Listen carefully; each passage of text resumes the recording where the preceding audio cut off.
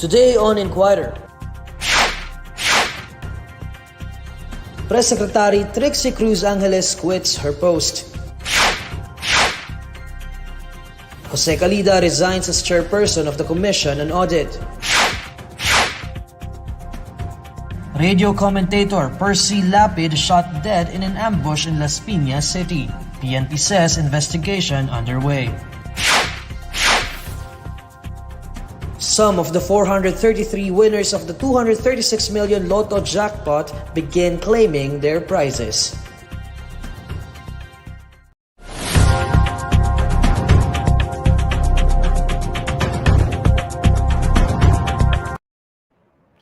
Good evening.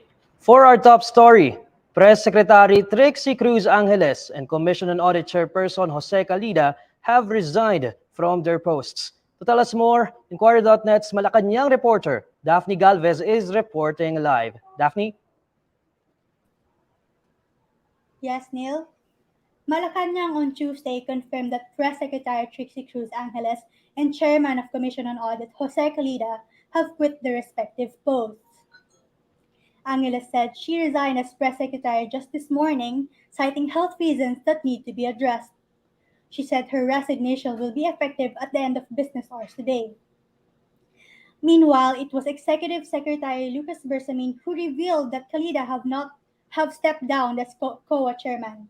He did not say the reason why Calida have resigned, only that President Bongbong Marcos have already accepted his resignation. Bersamin also said that his predecessor, Victor Rodriguez, is no longer part of the Marcos administration after resigning as Executive Secretary last month. He said Rodriguez have not been reappointed to any post and that the palace has not issued an order that would have supposedly appointed him as the presidential chief of staff. President Marcos earlier this morning administered the oath of several cabinet officials whose nominations have been bypassed by the Commission on Appointments. That's all for now, Neil. Okay, Daphne. Daphne, who are we expecting to replace Secretary Cruz-Angeles? Well, for now, there's no new press secretary yet, according to Malacanang.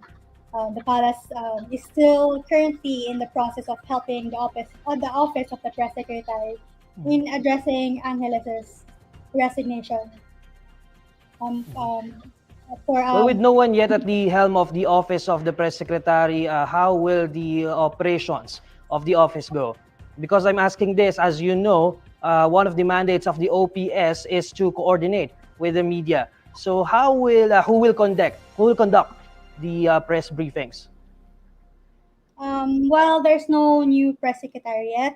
ES Bersamin says he will for now conduct the palace briefings. However, this will be dependent on his schedule. And may I just add, Neil, that Bersamin also said that while there may be some names being floated at the moment for the new press secretary, they have not yet been informed whether the president has already his choice of the new press secretary. I also noticed that the ICT Secretary Ivan Uy was not included in the list of officials who were reappointed by the president. Do we have any information as to why this was the case? Yes, he was not present earlier at the taking of the appointed cabinet officials at the palace. However, Bersamin says this is because Uy is currently abroad, but he gave assurance that the DICT chief will be reappointed, and that's all our information for now. Okay, that's Daphne Galvez reporting live. Palace defended anew President Ferdinand Marcos Jr.'s recent trip to Singapore. In an interview with the media, Executive Secretary Lucas Bersamin dismissed critics questioning the timing of the trip of the president, which happened less than a week after parts of the country was battered by Super Typhoon Carding. After Typhoon Carding hit parts of the Uy, country. naman, kayo. Yun ang sabi ng critics. Yeah, I know, but we cannot be defensive about it. I am not going to be defensive about it. I would even dismiss yung criticism because it's so, yun ang insensitive, yung criticism. Alam mo, you are entitled to your own private time, private moments, etc. If you love to do something, you should not be you should not be moved or impacted by others who may not agree with you. Bersamin also dismissed questions regarding the funds used for the president's trip. Wala kaming direct knowledge kung paano ang funding niya, no? But I am sure that if that was the trip of the president, no? You don't need to be too particular about where the funds were sourced. If the president is entitled to his private time, if that was, let's assume na private time niya yon, kasi he chose to go there for a specific purpose na manood, yun ang primary niya, no? But he could go there also for other purposes, equally important.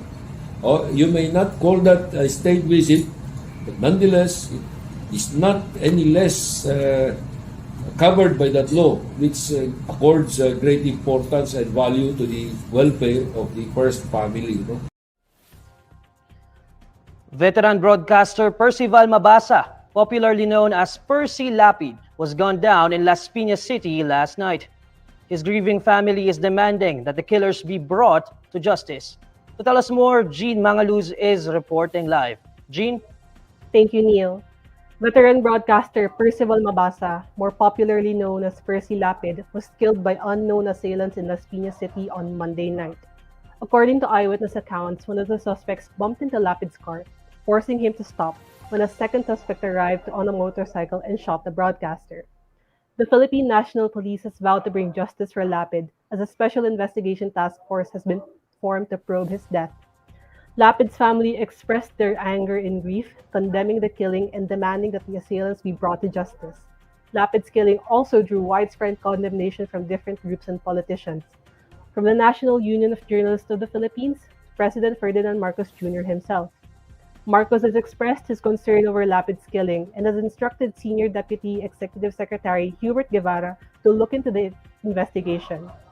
Meanwhile, former Vice President Leni Robredo called for immediate justice for Lapid, saying that journalists should not be facing violence in a free country. Senators Risa Hontiveros and Robin Padilla have separately condemned the killing, calling upon authorities to swiftly apprehend those responsible for Lapid's death.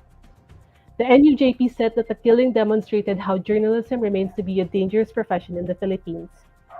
The slain broadcaster was known for his critical news commentary, tackling issues such as red tagging and extrajudicial killings. Back to you, Neil. That's Gina Mangaluz. The Philippine National Police has vowed to bring justice for ambushed veteran broadcaster Percival Mabasa.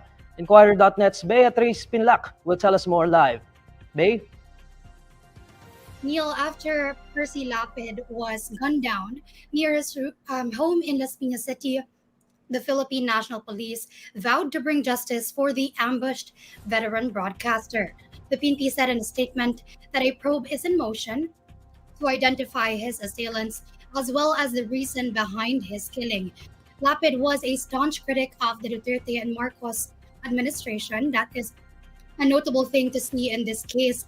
And the PNP said that a special investigation task force has since been formed by the Las Piñas City Station of the National Capital Region Police Office to lead the probe. Now, the PNP also said that it vows to bring justice to an attack against a member of the media industry and that an investigation is underway to determine the culprits and the motive of this case.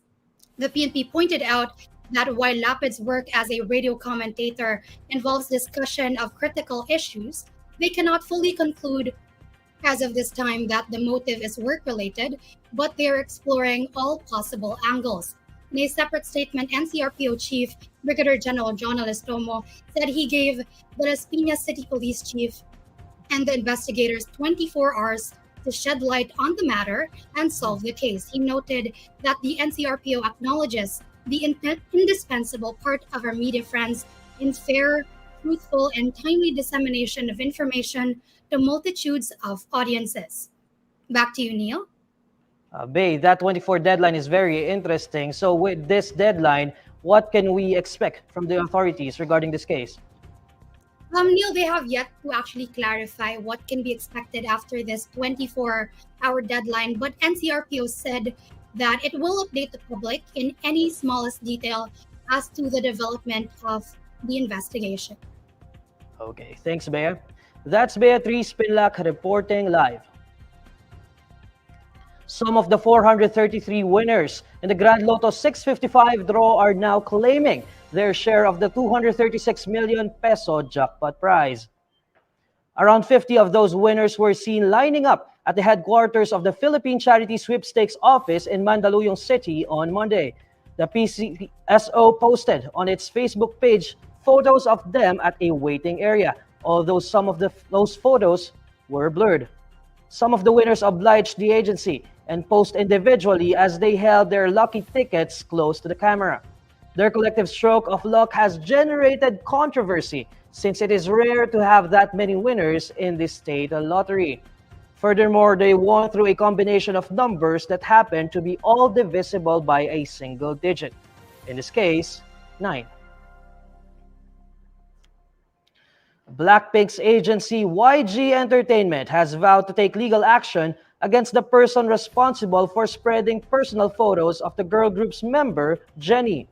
Speculations that Jennie and BTS member V are in a relationship started circulating after photos of the two people, rumored to be the K-pop idols, made their rounds online. In a statement obtained by Soompi, YG Entertainment called out the invasion of privacy and personal attacks sparked by the said photos. It also stated it has filed a defamation complaint and requested the police to investigate the source of the photos.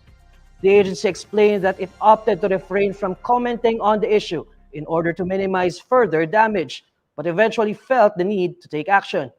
YG Entertainment then emphasized that it will take strong legal actions against posts that are tarnishing the character and reputation of its artists.